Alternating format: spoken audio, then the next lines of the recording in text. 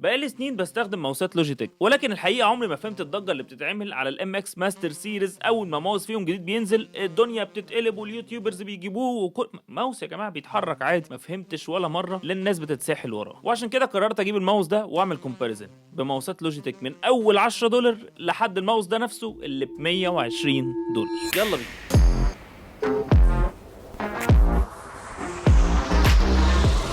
اول واحد من لوجيتك هو لوجيتك اول واحد هو البادجت ماوس الام 171، وده بادجت عادي خالص ما فيهوش اي حاجه، بلاج اند بلاي، بتحط اليو اس بي في الكمبيوتر بيشتغل. وده بيجي بيو اس بي اي، سعره في مصر 500 جنيه او سعره بره مصر حوالي $10. وبصراحه كده في الفئه السعريه دي هتلاقي فرايتي كتير جدا جدا في الحته اللي انت بتشتري منها ايا كانت ايه. في براندز تانية بعيدا عن لوجيتك ممكن تلاقي حاجات كمان احسن من لوجيتك، لان الماوس ده بصراحه ما كملش معايا شهرين والسكرول بتاعته مثلا باظت.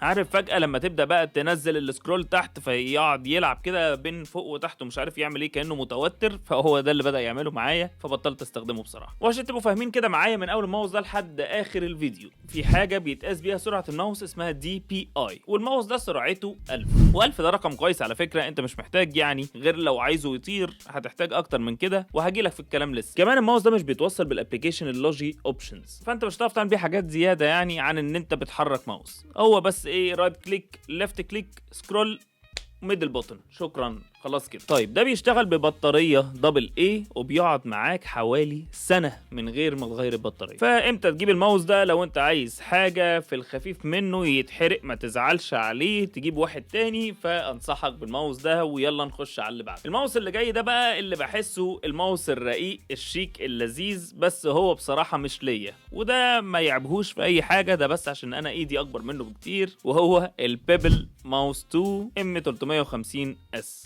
الماوس ده ب 1500 جنيه او حوالي كده $20، وده انصحك بيه في حالتين فقط لا غير. اولا لو ايدك او ايدك صغيره، ففي الحاله دي الماوس ده ليك او ليكي جدا جدا جدا، لانه انتوا شايفين حجمه قد ايه. تاني حاجه لو انت بتحب السايلنت كليكس، يعني الماوس ده لو دوست كده ملوش صوت، رقيق خالص، جميل، ماوس فعلا محترم جدا من لوجيتك، ولكن للاسف هو مش ليا، ده ممكن ابلعه بالغلط شبه البذره بتاعت المانجا. وده ينفع توصله بثلاث اجهزه وتبدل بينهم، ولكن بلوتوث فقط. هل ما بيشتغلش بي اس بي؟ لا بيشتغل بي اس بي، بس مش بتيجي في العلبه، فانت لو عايزها بتشتريها من لوجيتك. ومن اول هنا ده اول ماوس ينفع نوصله بابلكيشن لوجي اوبشنز. واللي هنتفاجئ يا جماعه ان ده نص الموضوع، يعني الماوس هو نص الفلوس، النص التاني في اللي بتاخده من الابليكيشن. يعني الماوس من غير الابليكيشن ما يسواش حاجه، لان الماوس كمان ما بيسجلش اي حاجه انت بتعملها من الابليكيشن، ففي كل كمبيوتر لازم تخش على اليوزر بتاعك عشان تستعيد الاوبشنز اللي انت عاملها. الكلام ده في كل الماوسات الجايه. طب انا بقدر اظبط ايه في الابليكيشن على الماوس ده؟ الماوس ده ينفع يتظبط فيه هو زرار واحد وهو الميدل بوتن، ولكن ينفع يتعمل بيه حاجات كتير جدا. يعني الزرار الواحد ده انت ممكن مثلا تعمل بيه جيستشرز، او تدوس عليه دوسه، تسحبه شمال ياخد اكشن، تسحبه يمين ياخد اكشن، فوق ياخد اكشن، تحت ياخد اكشن.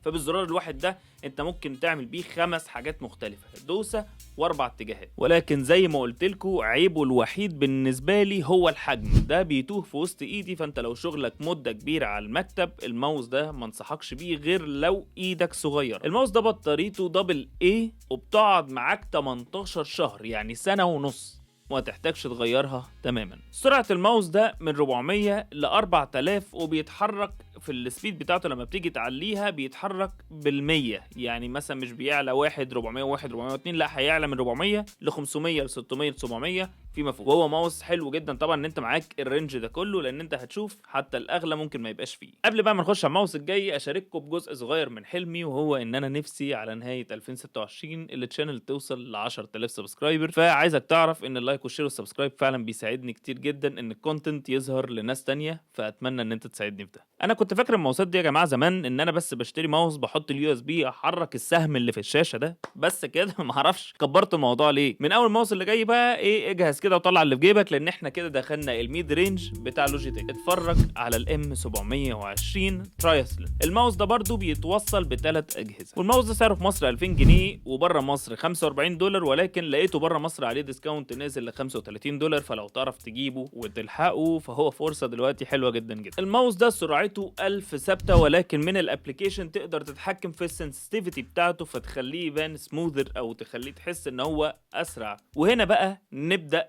بالشغل واللعب والحاجات اللي فيها productivity. من اول الماوس ده لو انت شغلك محتاج فيه productivity ومحتاج تنجز شغل، انصحك يا اما ده يا اما اللي جاي، وهقول لك ليه حالا. الماوس ده فيه 8 زراير، ولكن البروجرامبل فيهم يوصلوا ل10. ازاي بقى؟ يعني ايه ماوس فيه 8 زراير ولكن بيوصلوا ل10؟ احسب معايا كده الزراير اللي موجوده. الميدل بوتن ادي 1، عندك اليمين والشمال السكرول بتاعه الميدل بوتن ادي 2 و3، عندك في جنب الماوس زرارين تاني غير اللي بيحول، طبعا احنا مالناش دعوه باللي بيحول بين الثلاثه بلوتوث ديفايسز، عندك زرارين تاني كده 5. والجنب ده بيتداس عليه كمان، الجنب ده لما بتدوس عليه بياخد اكشن، ولكن بدل الاكشن الواحد، فاكر الجش بتاعت الماوس اللي فات، ينفع تعمل كده في ده، فتاخد 5 كمان كانهم 5 بوتنز اتضافوا لك، فوق تحت يمين شمال، غير الدوسه نفسها على الزرار ده. الماوس ده حجمه في الايد احسن بكتير من اللي فات. كمان خلي بالك انت ينفع من ضمن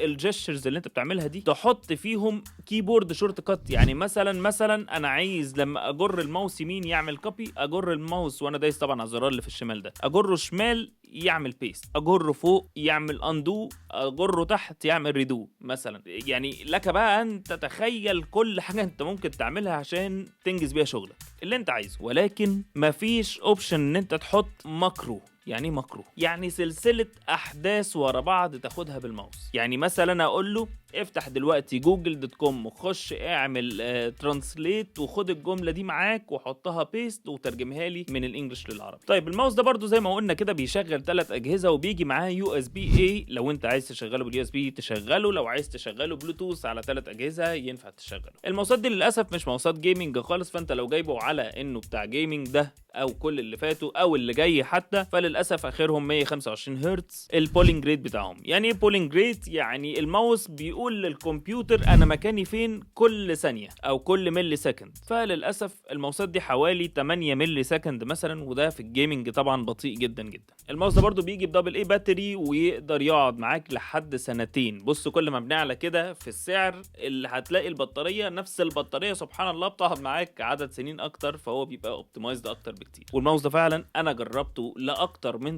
سنين وما غيرتش لسه البطاريه بتاعته، قوي جدا جدا جدا. عندك بقى في الماوس ده السكرول فيه حاجه مختلفه شويه. في العادي كده وانت بتعمل سكرول بتسمع صوت الجرجره ده، عشان السكرول يبقى فيه فريكشن او يبقى ماسك نفسه، ما يجريش منك في الصفح يقلب على طول. ولكن لو دوست على الزرار اللي تحت السكرول هتخلي الماوس يجري في الصفح، ودي حاجه لو انت بتفر في كتاب، بتفر في صفحة ما، بتعمل براوزنج لحاجة معينة، هيفرق معاك جدا جدا جدا. ولحد هنا انا بصراحة ما كنتش حاسس ان انا محتاج اجيب الاغلى، انا ده كان مكفيني جدا جدا، ولكن فضولي هيقتلني. انا ليه شايف الناس كلها منبهرة بالام اكس ماستر 4 وال3 اس وال3؟ يا جماعة انا ناقصني حاجة. الماوس مش معقولة اكيد الماوس ده بيعمل سحر او بيعمل مكان، بياخد مكان الكيبورد مثلا. ما هو يعني ايه الزياده اللي في الماوس يخلي الناس تدفع فيه $120 ولا 7000 جنيه مصري ماوس بيعمل الزياده؟ لحد ما جبته وجربته وجاي اقول لكم تجربتي عشان اقول لكم فعلا هل يستحق، هل يستاهل السعر الزياده ده ولا لا. تعال نشوف فيه ايه.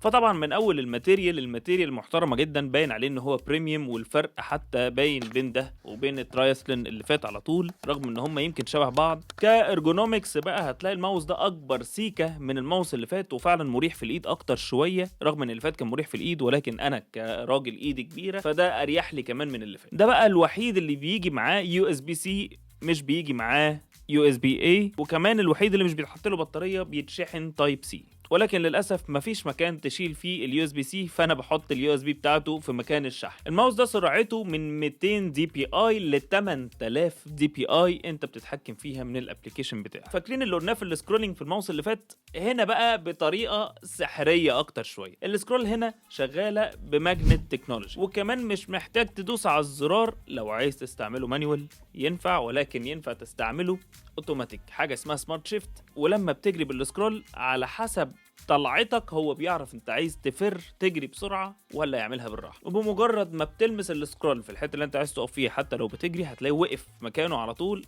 عشان ما تضيعش منك الحته اللي انت بتدور عليها. وعشان هي اوتوماتيك فانت عندك هنا الزرار ده زياده بروجرامبل، يعني ينفع تغير فيه اللي انت عايزه. بس مش بس كده، تعال نحسب كام زرار. طبعا انت شايف هنا في هوريزونتال سكرول مخصوصة تحت ايدك كده عشان تعرف وانت ماسك بايدك تسكرول مظبوط. اللي فات كان نفس السكرول فيها يمين وشمال وفوق وتحت. عايزك تحسب معايا بقى كام زرار بروجرامبل في الماوس ده، او زرار ينفع تعمل له كاستمايز وتعمل بيه اللي انت عايزه. اولا الميدل بوتن، ثانيا الزرار اللي تحته اللي هو اللي احنا قلنا اوتوماتيك شيفت ده، فخلاص احنا ينفع نغيره ونعمل بيه اللي احنا عايزينه. ادي كده التاني. الهوريزونتال سكرول اللي بقى ينفع تعمل بيها اللي انت عايزه لان ده زرار زياده. الزرارين اللي تحت الهوريزونتال سكرول ينفع كمان تغيرهم، ادي كده 5 معانا. والزرار اللي قدام الزرارين دول اللي مكان الحته اللي كنا بنعمل بيها جيستشرز في الماوس اللي فات، وده كمان ينفع تعمل بيه جيستشرز. فعد كمان 5 زي ما قلنا، فوق تحت يمين شمال والدوسه نفسها. كده احنا عملنا 10 زراير زي اللي فات بالظبط. المختلف بقى الناس بتدفع زياده في الماوس ده ليه؟ الفرق الوحيد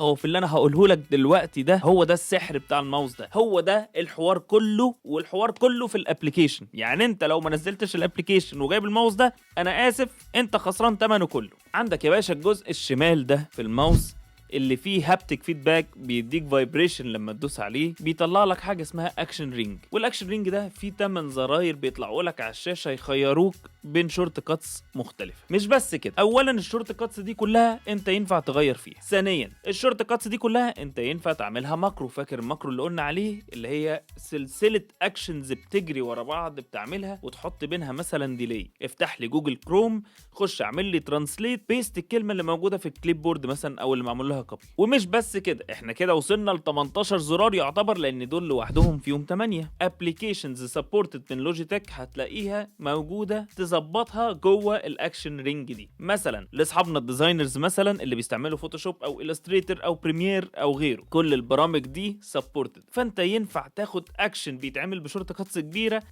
كده.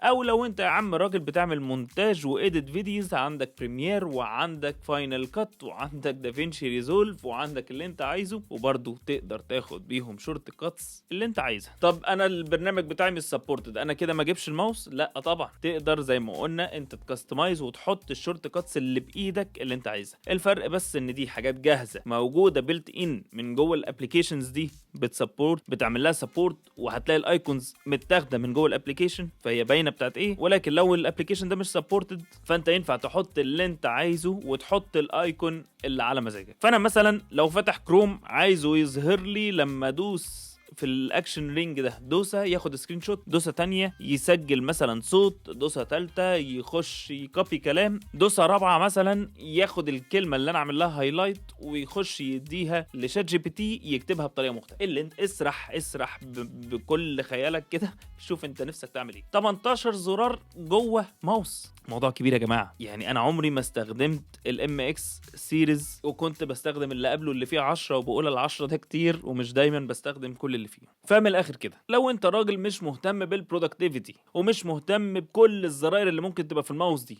ومش عايز تستعمله ولا في ديزاينز ولا في بروجرامينج ولا في مونتاج ولا فارق لك اصلا كل ده، ما تجيبش الماوس ده وابعد عنه تماما. انت رايح تدفع 7000 جنيه في ماوس. ولكن لو انت حد عايز يختصر في وقته وفعلا مهتم بالكستمايزيشنز، وراجل بتحب تلعب وتخش تشوف الشورت كاتس وتحط هنا زرار وهنا زرار وتعمل وهتستخدمه، لان انت لو ما استخدمتوش هو ملوش لازمه. فلو هتستخدم كل اللي فيه كل الفيتشرز دي، يستحق كل جنيه مدفوع فيه. طب مش هتستخدم كل ده، هات الترايسلين. طب مش عاجبك الترايسلين برضه وحاسه غالي، ال2000 جنيه دول وممكن تجيب بيهم حاجات تانية، وحاسس برضه ان انت ال10 زراير دول كتير عليك، هات اللي قبله البيبل. ولكن خلي بالك من حجمه في الايد. مش عاجبك كل ده وعايز تجيب ماوس يترمي في الزباله او ترميه على الحيطه يرد لك تاني وما يتاثرش، هات اول ماوس احنا قلنا عليه. وبكده يا صديقي بوريتك كل المايس اللي من لوجيتك، من اول سعر $10 لحد $120 ولحد ما اتخرب بيتي. وما تنساش بقى تسيب لي في الكومنتس انت بتستعمل انهي ماوس، وناوي تجيب